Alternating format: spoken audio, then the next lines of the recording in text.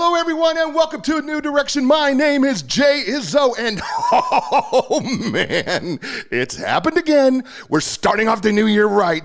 Oh, wow, do we have a great book. We have a great guest.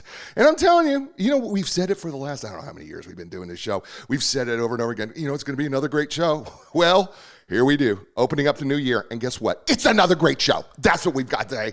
And we have got Dr. Bob Nelson. Wait.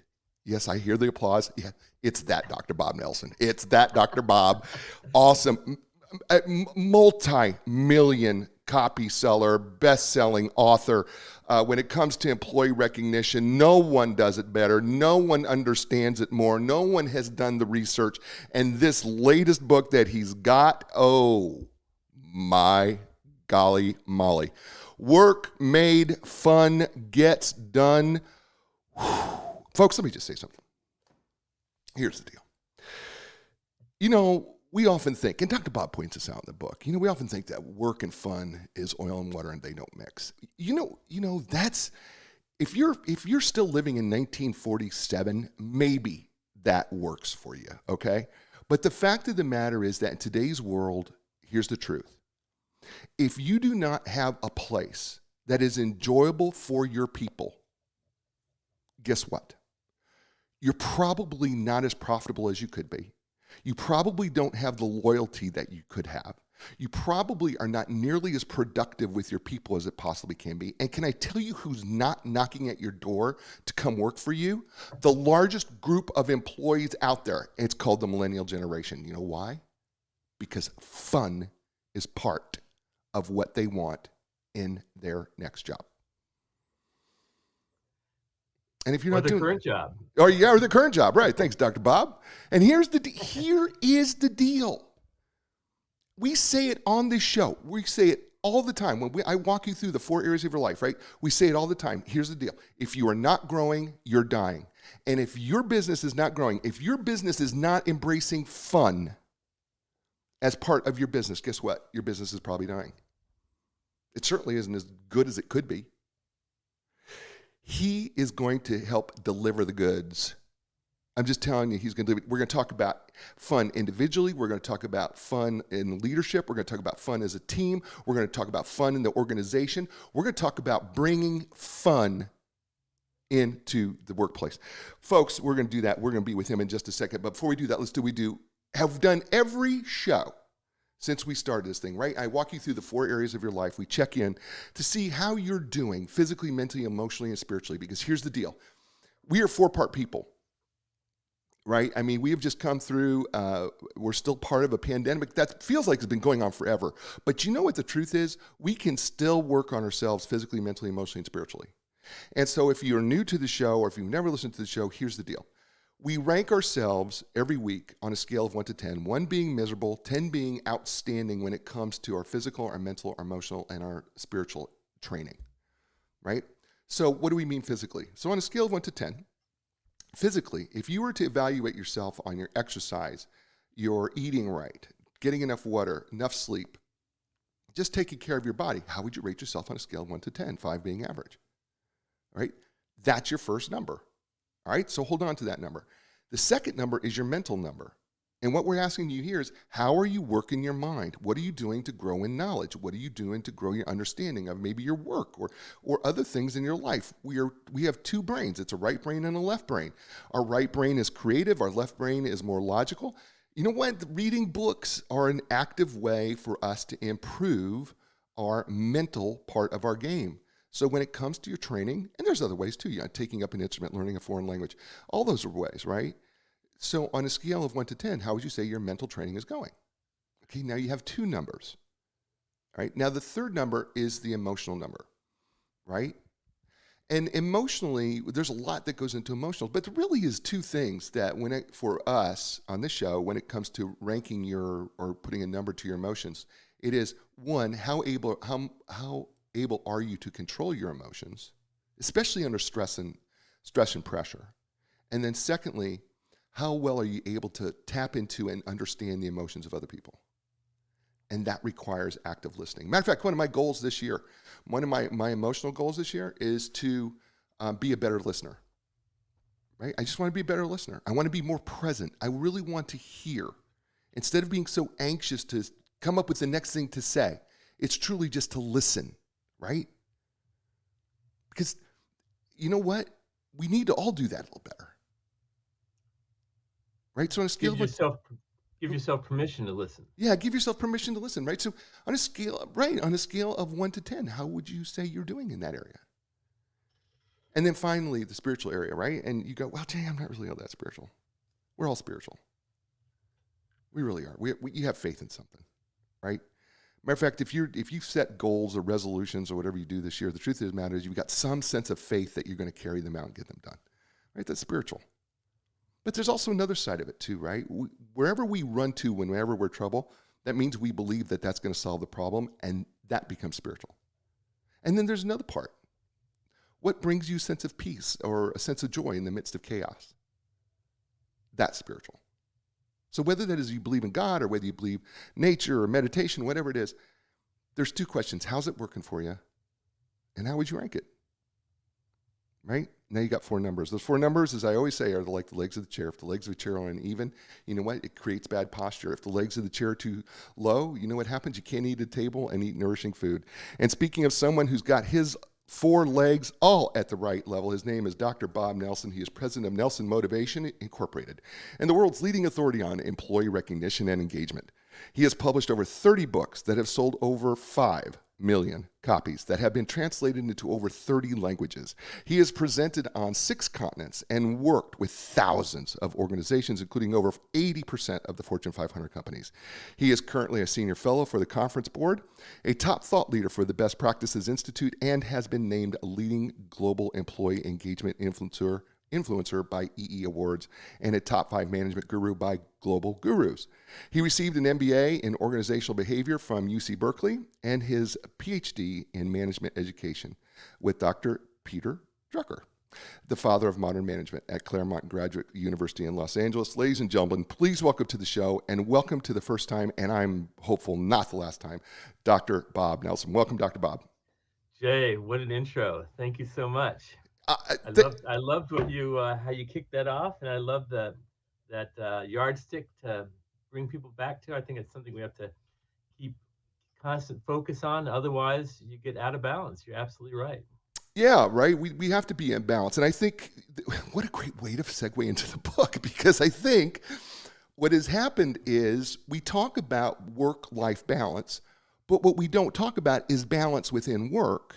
And I think this book, Work Made Fun Gets Done, helps us realize that we can have balance at work. True?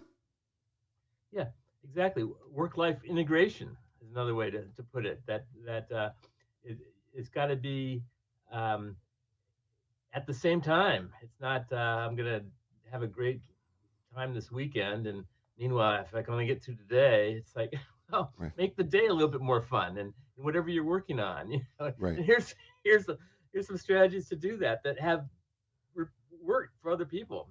We all my books tend to be um, putting a focus, a research base on a topic, but then it's all actual real examples from actual people Yeah. at real companies. And in this book, over 400 specific real life examples and strategies that people are doing right now, and it's Right. working for them. You know, so Y- but just to kind of bring to head the importance of this is because it seems like a simple, silly thing, fun at work. Yeah, that's if I stop worrying about my bills, I'll work on that. But Steve Jobs, he used to start every morning in his bathroom, staring in the mirror and asking himself, am I excited about my day and what I have to do ahead of me today? And he said if the answer to that question was no for too many days in a row, he'd say, time to make a change, time to Right. do something else. And then he would do it. So it's like that was his litmus test Mm. that he hung to, and boy, he's got the first and only company that's about to hit $3 trillion in market cap. Right. So Right. Right. that's got something about what was inside him became something that is we've all benefited from. So I think that that's a big example. But on no matter what it is you're doing, um, are you living a purposeful life where you're enjoying yourself and not waiting until you retire to do what you really want to do? I've heard and seen too many stories like that, and it's like, why wait? Right, Why? right. And maybe so that's a whole, maybe that's a different show on Mm. career development, how to get to where you want to go from where you are now. But in my experience, that starts with what you're doing right now, not what you hope to do 10 years from now. And Right, so how can you make what you're doing right now more fun, more engaging, you can be more excited about it, and sure enough, you will be better at it when you bring those elements to it, and you would be a better person to know, and you'll be a better member of your family, and your spouse will it just ripples from there, right, because um, the days, as you indicated, the days of categorizing as we're paid to work, we have fun on the weekend. That's long, long, long gone. right, And with the millennials, it is true that they expect this to be part of what they're all about. 59% say they expect work to be fun. In fact, someone gave me a definition of millennials recently. They said they view work as college plus a paycheck. That they, mm, they want to have the same freedom, to be exciting, to all that flexibility, but also be paid to do that. That's how they view work. I think that makes a lot of sense. yeah, So it does. It makes a ton of sense because I think, and I think we missed that. And you were so good about pointing that out in the introduction, right? You say, "quote Millennials are more fun-loving, um, surpassed only by being tech savvy," and it is the largest workforce that we have out there. And I think what people fail to understand when it comes to millennials, there's a lot of complaining, but the problem is you're not understanding why they jump from job to job to job. They're looking. It's not that they're yeah, it's not like they're just not working. They're looking yeah, for something that is going to give them what they're looking for. yeah, yeah. And that's something isn't just the money. And so if they've got a friend who's working at a startup or has created their own app, I want some of that. I want, Right. if it's not going to happen here, and I'm in a cubicle, or I've got my boss's boss doesn't even know who I am. It's like, yeah, it's not happening. And so to live life fully is can sound like a big goal, but it starts with what you're doing right now, and the work you have ahead of you for the day, and the task, and then who you work with. You're part of a team, and even if you're working virtually now, that a lot of people are, you're still very much a part of a team, and it's changed how best to connect with them, and fun is always going to be one of those elements that makes the connection stronger, Right. that makes people be a magnet to you. And if you're a leader, that's powerful. But even if you're not, it's like people want to be part of your sphere, because you're you're making it happen, and Right. you're having fun, and you're excited about your life. And that, let me get closer to that, because maybe it'll Right. rub off on me. Right. So um, I know I've always personally been attracted to people that are happy, and that helps to make me happy, partly just from learning from them, and partly I've got people that I've got one of my close associates, actually my co-author of this book. We who I've known for 34 years, Mm. and we've worked in the same company a couple different places, and whenever we're together, it seems like all we do is laugh. We get a lot done. We're constantly working, but we're always having fun as well. Right. And it doesn't have to be one or another. And nothing else nothing else fun until we get through this job. And that doesn't mean you have strategies for doing that. I think of here's a wild example for you. When I was doing my doctoral dissertation, which is a really, really hard thing to do. 60% of those people that started PhD programs are, we call them ABD, all but dissertation, because it's hard as hell to to write original content that's going to be viewed, and writing in general is scary, and I've done 31 books. It's scary to me. It's hard to do, and because it's you're exposing your inner thinking, and you're open to criticism, and it really causes you pause to the point where it could be a block. uh, but when I but when I was working on my dissertation, I got to a point where you do not want to pick up a pen. You do not want to. You're stuck basically, and I got to the point where I I kind of had a flash. If I don't make it happen right now, it's not going to happen. And I had a trip scheduled, and I constant. In fact, that was part of my trials and tribulations of doing a PhD. In the middle of it, I did a best-selling book that sold 2 million copies, and so I got overwhelmed. But I came to the point where I said, "It's now or never." And you know what I did? I put on Tom Petty's "Free Falling" Ah. on repeat, full blast, probably 50 loops, and I was in a mental, physical cage, and to crank through it, and it worked.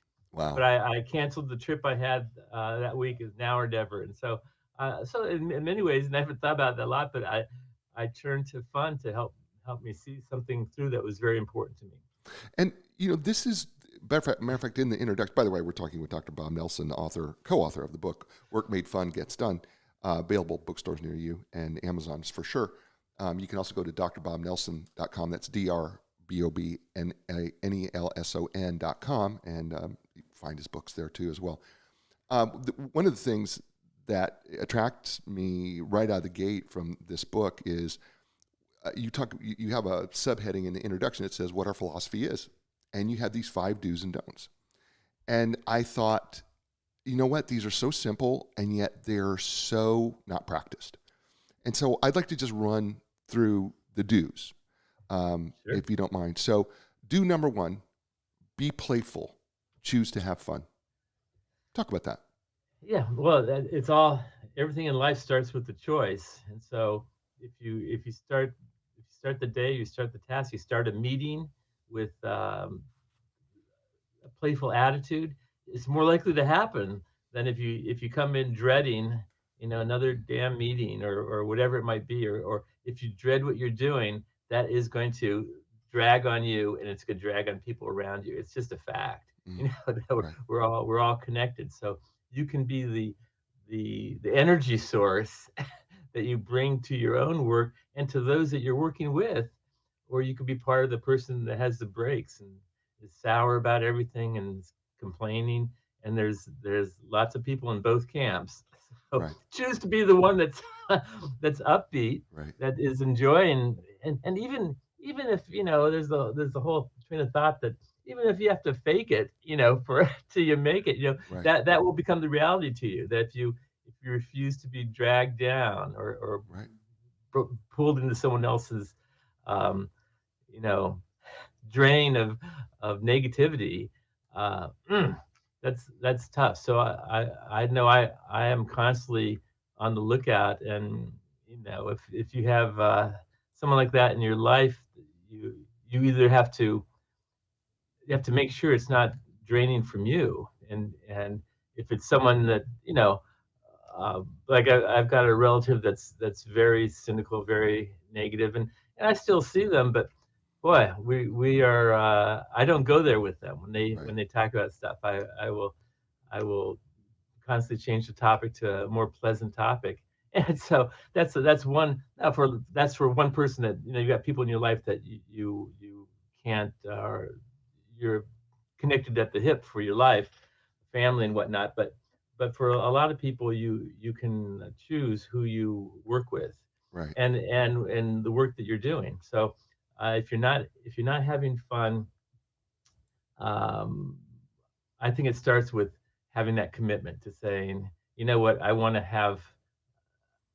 fun to be part of my life, and not when I retire, and not on the weekend, but all the time. Right.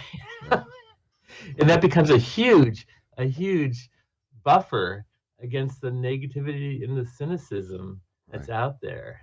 You You know, know, I, yeah, Dr. Amy Cuddy, who was at Harvard University, she wrote a book called Presence, but she did a lot of research work on um, all sorts of areas, including being able to change your body to change your motivation.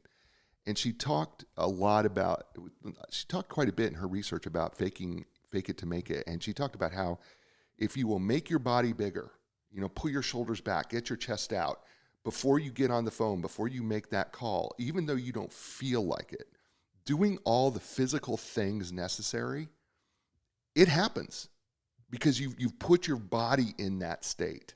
And I think there is also that thing when it comes to, saying I can choose to have fun. I say it on the show all the time that, when it comes to our emotions, we have a choice. I mean, my emotions should not be affected by what you do to me because I can choose whatever you do. And I used to tell my yeah, psychology students in, my college and university psychology classes, look, the truth of the matter is you could kick me as hard as you want in the shin.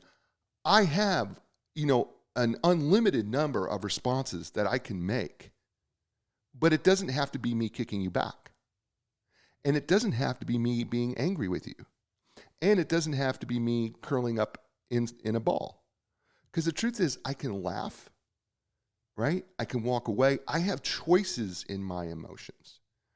And I yes, and I and think it's not that's automatic. Maybe the pain is automatic, but right. then what you choose to do Right. What my is choose my response, right? We have a rule in my wife and I have a rule, right? I'm 100% responsible for what I say. I'm 100% responsible for what I do. I'm 100%, but I'm also 100% responsible for how I respond, regardless of what you do. yeah. That's the truth, right? And we're not gonna, and she's not gonna let you off the hook to Right. because you're in a bad mood. You're gonna bring her down. Right. Right. And it's not, and Yeah, it's, and right. I mean, and if she does say something to me that, maybe felt hurtful at the time, I have a choice that I want to respond to that. yeah, yeah. Right. I don't have to feel hurt Mhm. at that time. I can actually come back with that, which I often do, is I diffuse a lot of things with humor. There you go. There you go. Right. That's my default. By the way, his name is Dr. Bob Nelson. The book entitled "Work Made Fun Gets Done." You're listening to him here on A New Direction. Hey, folks, I got two great, awesome sponsors. Epic Physical Therapy. Doesn't matter if you're recovering from an injury, surgery, suffering everyday aches and pains. Maybe you're a professional athlete or a high school athlete, and you just want to improve the way you move and feel. Look, they will provide you with a customized treatment plan tailored to your individual needs because they understand that treating the entire body as a functional whole, not just your symptoms or your injury, is the key. When you're ready for your epic relief, your epic recovery, and your epic results, go to epicpt.com. That's EPICPT.com. And Linda Craft and Team Realtors for over 35 years have served the world when it comes to real estate. They can help you sell your home. They can help you buy your next home. And you know what they're going to do is take care of you because they have been known as the legends of customer service because they understand what you want and what you need because they understand how precious your home is to you and they want to make a relationship with you. So when you're ready to get that sold sign or buy your first home or your next home, go to Linda Craft and Team Realtors. Go to lindacraft.com. That's LINDACRAFT.com. And we're back here on A New Direction with Dr. Bob Nelson, having some fun, talking about fun. And we're talking about the philosophies of the do's that he has. And we've done one, do number one, be playful. Do number two, be open and flexible. Talk about that. Yeah, and so these are maybe different shades of one bigger topic, but to be um, you've got to be receptive to looking for fun, willing to be playfulness, maybe leading the charge, and then receptive with those people around you that tempt. It's easy to shoot people down and say, I don't have time for that or whatever, but it's also easy to just thank them and move on. So it's again the whole idea is that you can be the driver of the person you want to be, the life you want to be, and for everyone, if that could be fun, if that could be enjoyable, if that could be meaningful, if that could be purposeful, if that could be, you could be more engaged and live life fully engaged. This is a key element to making that happen. And for so if for some people that maybe, yeah, well, I like a good joke, or I like having fun. It's like, well, double down and work that into your conversations. Like Right. Abraham Lincoln. I recently read a book about him, and man, regardless of the circumstances, he would always kind of have a quick story, a funny story that kind of became became calming and connecting for whoever he's with, and that was in a lot of times of sorrow and panic and deep concern. He would never he would always lighten the tone in the room and with the people he's talking with. He was known for it. Yeah. Ronald Reagan, for a more recent version of a political example. But um, in all of life, you could be the person that does that with the people that are important to you. Number three, experiment. Try new things. What? Yes. Experiment with fun? What? Come on, Doctor Bob.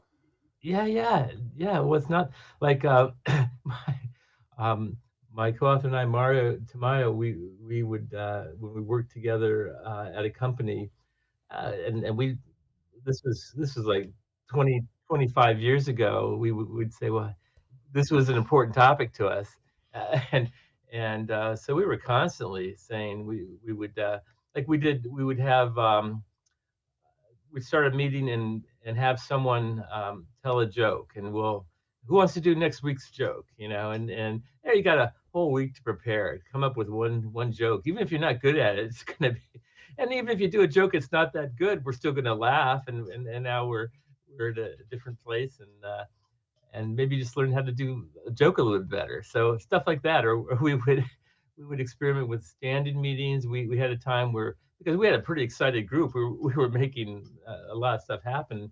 It got so that people had so much to say. We were always talking on top of each other. I brought in a coconut one day. I said, okay, here's a new rule. If you want to talk, you got to be holding the coconut. So we throw that around. Give me my turn, and it just helped, put a tame the chaos, and but in a fun way, So and on and on. We just keep experimenting, Love that. and when you experiment, anytime you experiment with anything, sometimes it could work, sometimes it's not. Right. If it didn't, well, you tried. If it did, well, hey, how can we do that again? How can we build on that? Right. Boy, Yeah. that's a powerful lesson right there. How do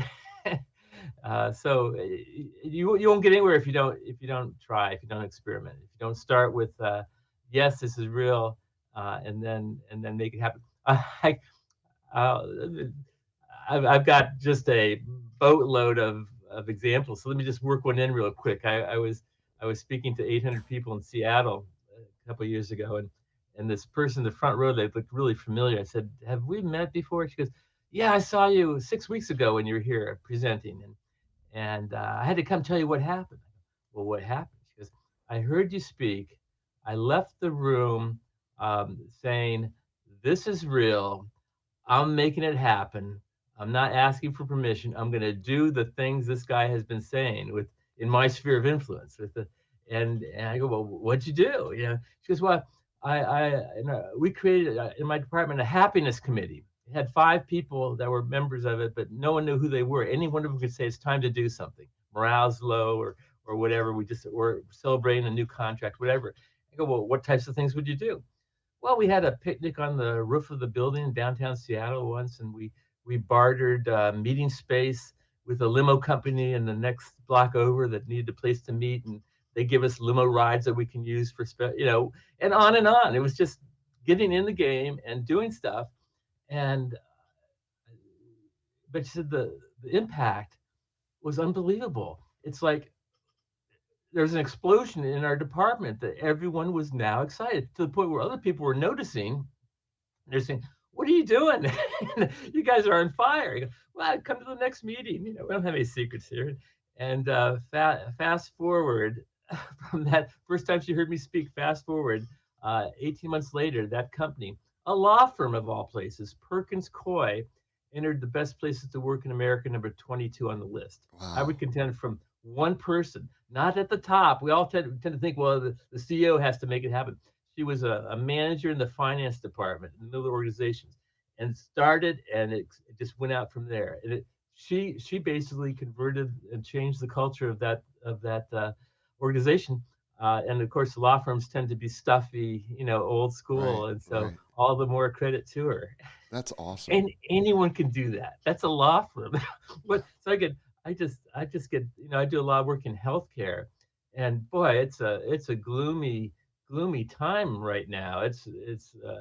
But even before the pandemic, it was a tough job. It was high stress and burnout, Right. and people working double shifts and night shifts and whatnot. And I had been working with I've worked with over a hundred hospitals, and I'd say, you know what, you guys have forgotten that you're doing God's work. Right. You've gotten caught up in the Medicare forms, and you're doing God's work. You should be joyful on Right. a daily basis, and if it's not, you got to get back to that. Right. And let's talk about how to do that. For Right. you personally and for your group, and suddenly, like I know a hospital now that when someone leaves that has survived COVID, they they put on music, you know, and they line up in the hall as they check out, and they this celebrate the moments, Right. that Right. and that makes it a little easier for every one of them to go back and to keep at it, Right. because they're going to have a lot of loss along the same way, and it's going to be a personal burden, and it is a personal burden unless you counteract it with um, with things that are fun and meaningful and purposeful. So again, in all my every organization I work with, I learn something from them, and I tend to pass it on to others and stuff it in the book of real examples, real ideas. I had uh, and I just love, like part of the fun of doing a book. Book's hard, very hard thing to do, but part of the fun is, you can. I sent out one email, and I've got at this point kind of a worldwide network, and I just one email, and I just got deluged by examples. I'm looking for examples of how you made something fun, and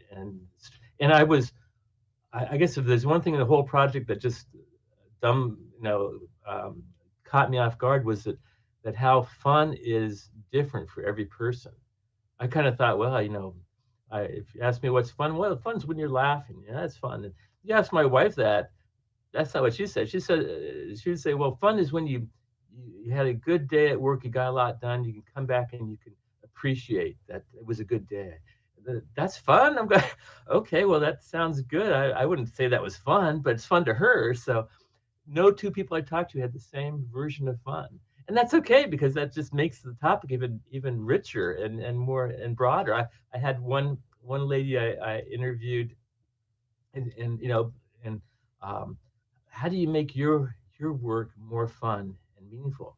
And she said, well, in 2015, Yo-Yo Ma played to 8,000 people live, uh, from memory, a 3-hour concert, Bach's 6 concertos for the cello. And she said, when I hear that, it runs through me, and if I'm working, no matter what I'm working on, when I hear that music, I feel purpose in what I'm doing. And so she goes, if I've got a hard project, a hard task, I put that on the background music, and it speaks to me and empowers me and excites me, and damn, I got off the phone. I immediately did it. She was right.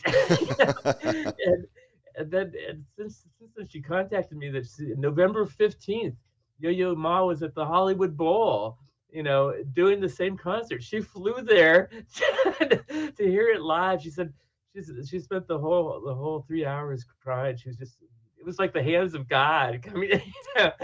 And so wow, that she had something to hold on to and so she had a strategy when she had tough assignment, tough work, she would have a strategy. One, and she had others too, but that was just one. And man, these strategies work, and so you don't have to be a lone soldier, kind of saying, well, maybe we'll have a happy hour Right, right. this Friday.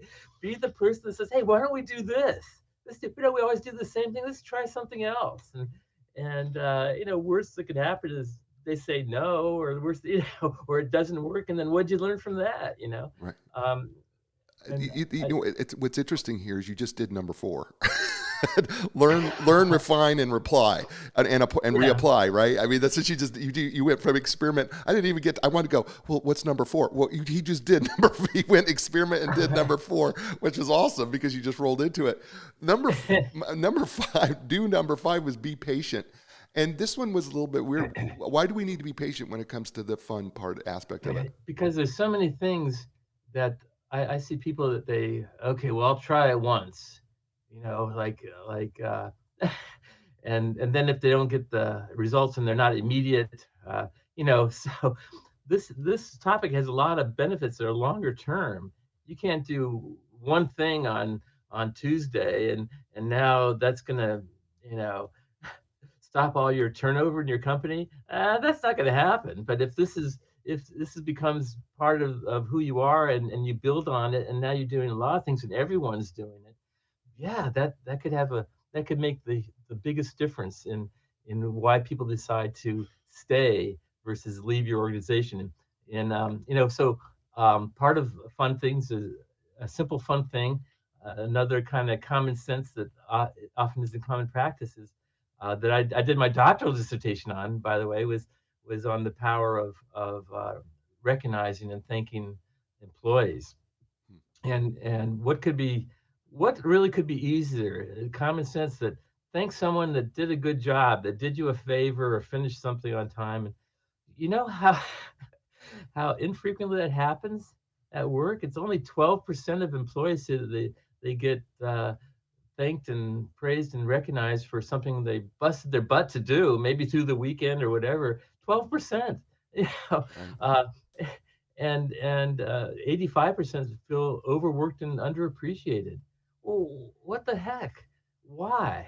Because they got a manager that thinks, well, I'm paying you, so that should be enough, or who knows what. There's a whole bunch of clutter that keeps you from doing this. But be the be the person that thanks people hey, I know you, thanks for putting your work aside and working on the problem I brought you. I know you didn't have to do that. It really meant the world to me. How long did that take? Was that even 10 seconds? Mm. Well, guess what? They're going to notice that. Right. They might even share that example with their spouse. That and guess who? Well, out of the blue, they thanked me. I was floored because, or my manager's manager in the hall said, "Hey, good job on such." I didn't even know he knew I was working on that, but someone had told him, and now he took the time to say something in the hallway. You're gonna make the person's day. Right. And you don't need a lot of that to keep going. But it's amazing how many companies where it's just they're at loggerheads and I just want to get in and plant some seeds, and that's Right. what the books become. They become seeds. Right. So to have it, in fact, the one I did a book called "1,001 Ways to Reward Employees," and the one feedback that I got from people said the problem we have with your book is that people steal it from our desk. And I had fun with that. I actually came out with a version that had I drilled holes in the books and attached them to a chain so you could have them on your Oh, how desk. funny. That's awesome. I rolled with it. And Good but for you. that's great. How about in human resources? How about people were coming to you and they wanted a resource that you had that you were using because it was on your desk, Right. and it was highlighted and dog-eared and paper clipped and posted post notes in it on things that you got that you're trying and now you give it to them to do the same. So or which reminds me of another very simple technique that I was working with a company, and the HR man just said, first met me in their office and said, years ago, I bought this book, and not this book's just out. So the previous book, 1,001 Rewards, and I got this. I said, this is so critical. We have got to get traction on this. And so what she did is she said, I found 3 examples in the book that I said I'm going to do these. I circled them in colored ink, and I signed my name in the front of the book, and I said, this is my public commitment. And she gave it to another manager to do the same. And she showed me the book. It had hundreds of names in the front, all color coded. People making a public commitment is, okay, this is what I'm going to do. I picked out in any book, if you get 1 or 2 ideas that could actually help you and Right. change your life, boy, that's a keeper. Uh, there's a wealth, and it's going to probably be different for everyone because they've got different outlooks and different experiences. So find have them find what would work for them and have them commit to doing it. I love And that was a strategy to get the behavior going throughout their organization, which they were able to do. That's awesome. That is really awesome. His name is Dr. Bob Nelson. The book is entitled Work Made Fun Gets Done, Easy Ways to Boost Energy, Morale, and Results. You're listening to him here on A New Direction. Folks, my sponsors, right? Epic Physical Therapy. Their facilities offer the most advanced top-of-the-line equipment, including the anti-gravity treadmill, the Normatec compression sleeves, Game Ready. That's just a few. Listen, they are trained and certified in the most comprehensive cutting-edge treatments available. Listen, when you're ready for your epic relief, your epic recovery, and your epic results, don't look any further. Go to epicpt.com. That's EPICPT.com. And Linda Craft and Team Realtors, I'm just telling you, just go to the website. Just go to lindacraft.com, LINDACRAFT.com. I want you to go there, and I'll tell you why. Because when you go there, you're going to see, I think, one of the most comprehensive, if not the most comprehensive website on how to buy a home, how to sell your home, what they do in marketing, meet their team. I'm just telling you, it is so comprehensive and filled with all sorts of data and things that you need to know as a seller and a buyer. It's because they give it away for free. Listen, I know. I've seen them at work. So when you're ready for your sold sign or you're ready to purchase that next home, start right there. Start Linda Craft and Team. Start at lindacraft.com. Go to LINDACRAFT.com. And in today's market, I tell you, you need to have someone that's very knowledgeable. Right, yeah. Yeah, yeah. Because if you're buying, it's so hard right now, and if you're selling, it's also it's really hard too because how do you price it? So you want to maximize the market, but if you price it wrong and then you have to do post a discounted price, your property's dead. Right, So right. And what's the fun in that? yeah. So having someone that really knows what they're doing in this type of market is critical. Absolutely. Thank you for that, Dr. Bob. See, this is why Dr. Bob makes it so much fun. Dr. Bob, this book is divided up into 4 sections. It's the individual, the leader, the team, and then the organization. And I'm just going to walk through chapter 2 real quick, which is called Surprises, Morale Boosters, and Thoughtful Gestures. And you give us some statistics that I thought were really powerful. One is the University of Warwick demonstrated that an increase in happiness led to a 12% spike in productivity. And then Ben Weber studies demonstrated that happiness can increase productivity by up to 25% by making small changes at work that increase employees' sense of fun and satisfaction, such as overlapping lunch breaks and the placement of coffee stations. And I thought it would be... Yeah. Doesn't that seem to initially say, well, that seems drastic, but then you think about it, really rings Right. true because if something sparks your energy, now you have more energy to do it and to do it right and to do it longer, and then Right. and so if having it be fun can tap into that, why wouldn't you do it? Right. Yeah, I don't understand the part about, why wouldn't you want your people happy? I mean, we're seeing research here that says that happiness is going to increase productivity. If why would you want your people miserable? If because the opposite is absolutely true, right? If your people are miserable or dreading to come into work, how productive can they be? Question mark. Yes, no, you're absolutely right. And so why? And I spend a lot of time with making the case to that type of manager, and it's saying to them, look, here's the benefits. It's not that hard, really, but it's not going to happen by magic. Right. And what I found is for a lot of managers like that, they've got a false tape in their head that is saying, I can't be weak. Right. If I do something that's fun, I'll be weak. Or I just worked with a major corporation on, it's like 40,000 companies in 40 countries, 45,000 employees.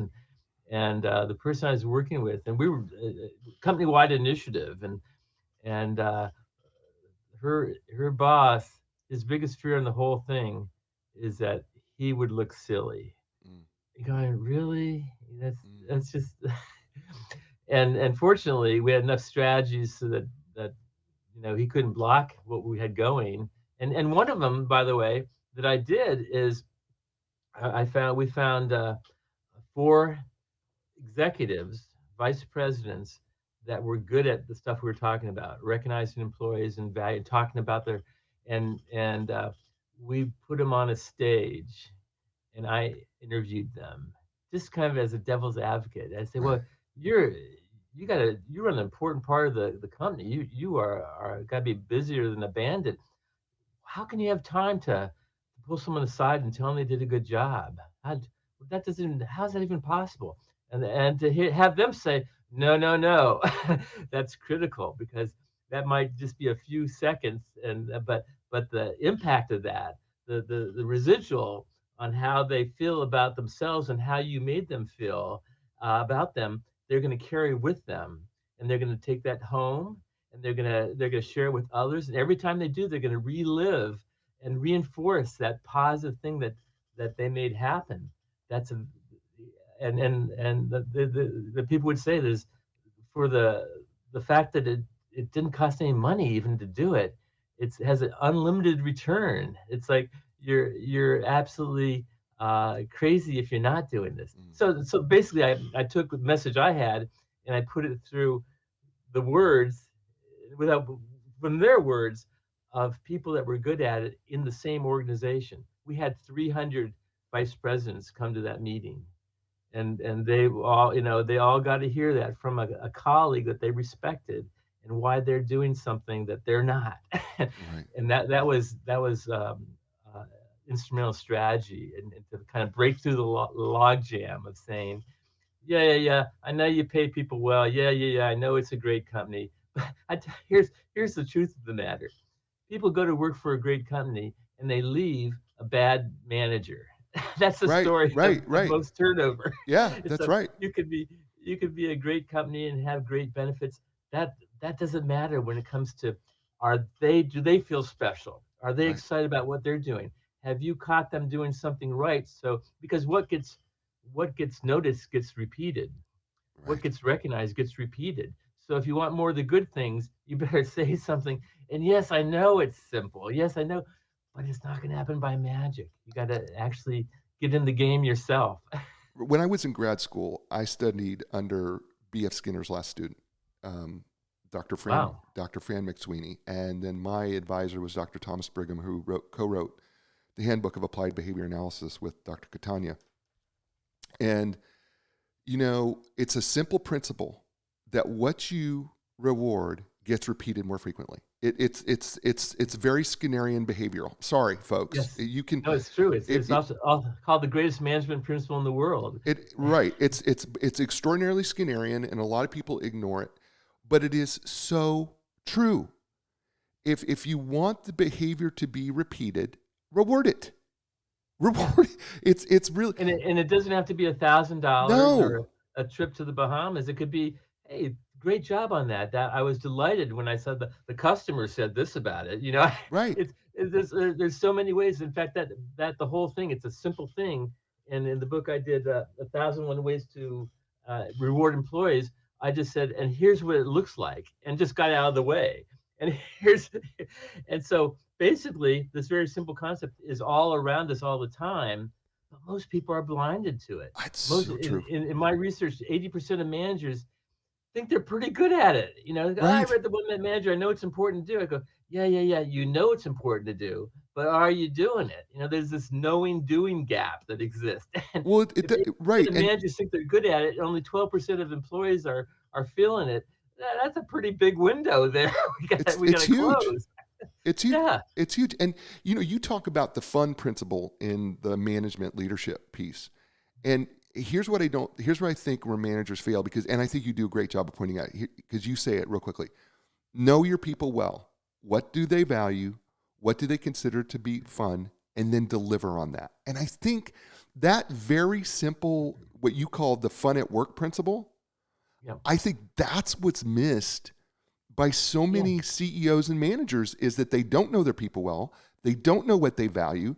They don't know what they consider fun, and they don't deliver on it. Yeah, because they're the boss and they've got all the answers, or they feel they're expected to have all the answers. So I don't need to ask you about anything, let alone about your life and what's important to you. It's I'm paying your paycheck, and and I pay you pretty well, by the way. And so get over it. Right, right, right, right, right, Whoa, okay. right, And you know what? And now, if you're the type of person that believes that, you're the type of person no one's going to want to work for. right, You're the type of person that's going to be want to constantly prove themselves by being the smartest person in the room at all times in every conversation, right. and you will drive people away from you. In fact, that is one of the I actually coach. I'm a personal coach for Marshall Goldsmith, who's ranked as the #1 executive coach in the world, and he wrote a great book called "What Got You Here Won't Get You There," and he outlines the key obstacles, and that's actually one of the big ones. Is that people having the starting point of, because they're the CEO of the company, they've got to be right in every conversation. They got to be, Right. they've got to say the last word. They've got to, and it makes everyone else, just grinds them down, and no one wants to work with them. And then now you got turnover, and now you got, and it isn't until they have an intervention, and Marshall has worked with probably 350 CEOs of major companies. It isn't then until they have an intervention, and he's the one that does it. It Right. says, "I got news for you. You know, you're not going to be promoted again." Mm. No, no, they need me here. I deliver the goods. Yeah, that might be true, but you're not getting the next job. Right. And Right. well, how come? Because you're an asshole. Right. It's like, no, I'm not.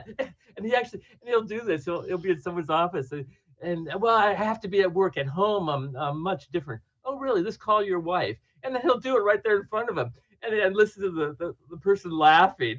Let's call your kids.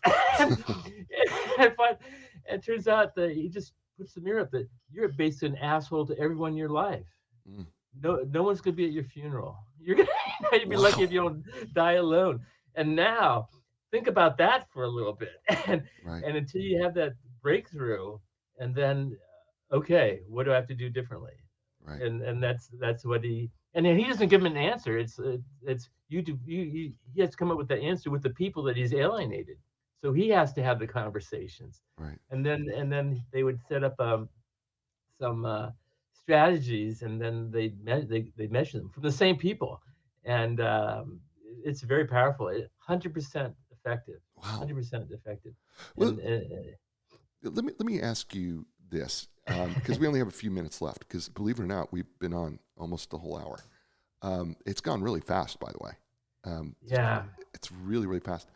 Let me ask which you. is an indicator right there of having fun, right? Right. Because we Right. always say, "Oh, time flew by." Just we don't say that when we're miserable. No, we don't. We don't. No. What is this? What, No, what we do is we want to say, can I poke a fork in my eye so that I can be picked up by the EMTs? That's what we do when exactly. we dread it, right? We're just looking for a way out.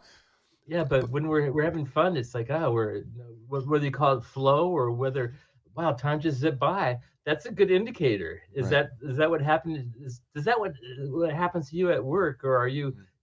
you dreading it all and then dragging and watching the clock, and or thinking about, I got to quit this job? Catch yourself and get on the right track. I cut you off. Go ahead. No, I was just since we've got about a minute or so here, I was going to ask you if you could kind of give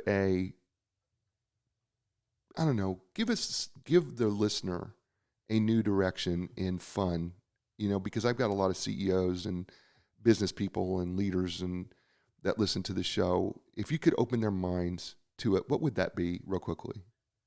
Well, I'm not one to tell people what to do because that's not worth anything. They have to want to do it. So that's why I write books that give them a broader choice, a broader spectrum of things to choose from. And if they could say, well, now that's something I could do. Okay, great. Do that one. That may not be the end all, but it's going to get you in the game. And then basically you can build on that.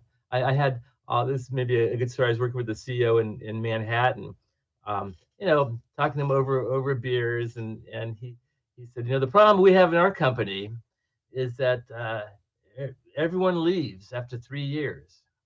I go, oh, really? Oh, I can't figure it out. We're a great company, and I said, oh, why do they come to work with you to begin with? He said, because we're the best at what we do. They come here to learn. And here, all I'm doing is asking questions. I said, well, do they get to learn when they come? And he thought for a moment. He said, not really. we put them in this narrow job, and the top managers are having all the fun making the decisions and stuff. They're in this narrow job pigeonholes until they burn out and they leave the organization Right. to maximize the leverage of having worked with them. And I said, well, you got your own question. You got to answer your own question. You got to find a way to put them in the learning seat, have them feel touch the flame, to have them feel part of all this that you've created, to be truly engaged. And I didn't tell him what to do, but based on that, he thought about it, and he on his own said, okay, I'm going to have a breakfast once a month with one person from each department. And he did that the first time. He had never done that. He'd been CEO for this company for 25 years. He did it one time. He tried something that he was willing to try. He said, I can't believe I haven't been doing this. He said, I learned so much about my own company. And all they did is they just went around the room and everyone shared one thing they were excited about in their job, including him. And so what did that mean from their perspective? One, for him, he goes, I learned so much about what's going on in my own company I didn't know. But what everyone up there could say, hey, guess who I had breakfast with today? It's their spouse or significant other. Yeah, he had the CEO. Yeah, he wanted to know what I thought about such and such. He goes, oh man, you're on your way. You're on the map. Over the course of the year, he had FaceTime with every individual in the company. That's beautiful. Transformative. All their turnover stopped. That's wow. I told you he was going to be great. His name is Dr. Bob Nelson. He was awesome. Work made fun gets done. I'm just telling you. Listen, we had a great show, but listen, folks, we're going to have another great show next week. I say this to you every week, right? There's two things in your life you can control, your attitude and your effort. Regardless of the circumstances around you, you have control of those two things. Take control now. I'll be back next week with another great show. It's going to be another great guest, and it's going to be another great book. And as I say to you every week, and you know what that is, everyone, ciao, everybody.